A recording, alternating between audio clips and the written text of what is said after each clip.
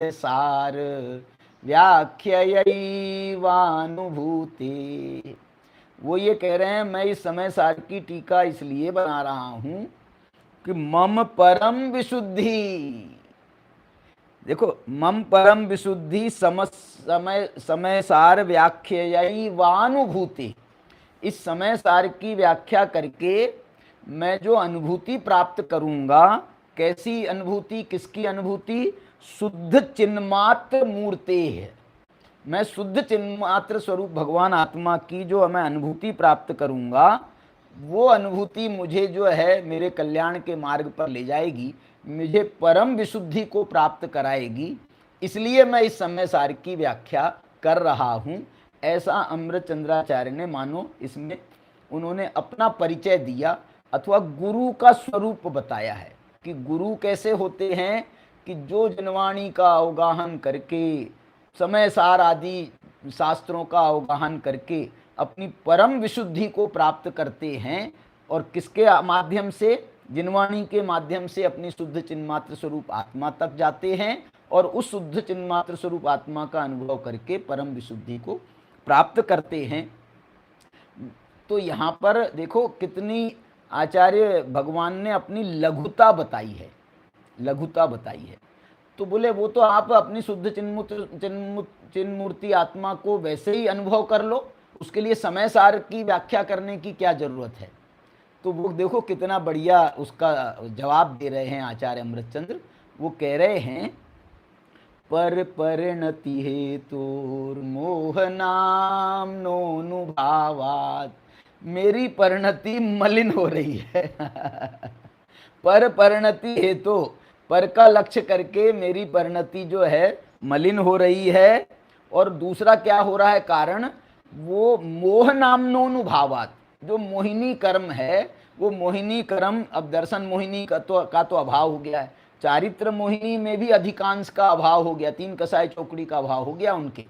उसके बाद भी कह रहे हैं कि ये संजुलन कसाई की जो तीव्रता है वो मुझे परेशान करती है, मेरी परिणति को मलिन करती है।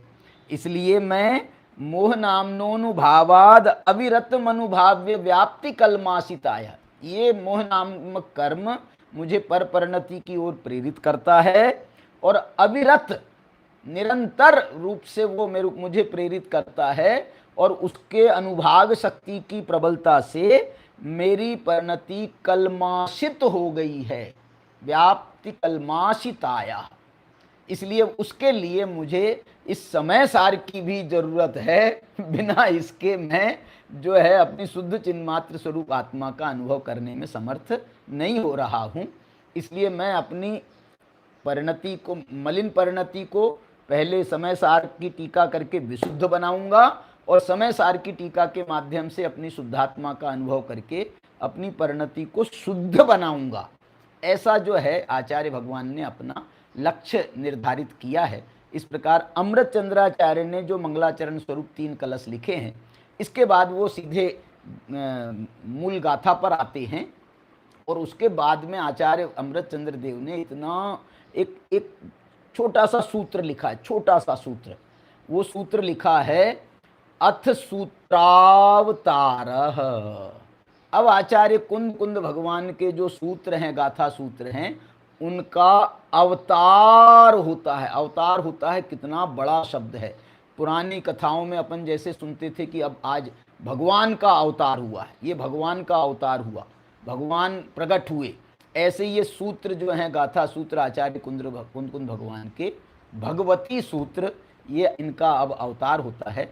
इस प्रकार अमृतचंद्र देव की टीका का प्रारंभिक अंश है मंगलाचरण स्वरूप, उसको मैंने आपको बताया। हम जयसेन आचार्य का और प्रभाचंद्राचार्य का, इनके 2 मंगलाचरण अपने पास में उपलब्ध हैं, उनकी चर्चा मैं अगली जो कक्षा में करूँगा। आज की कक्षा को अपन यहीं पर विराम देते हैं।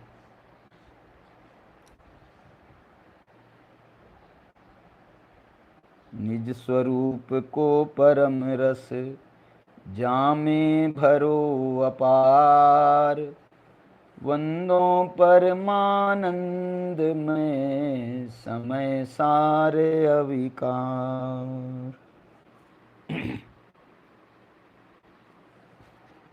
जय जिनेन्द्र।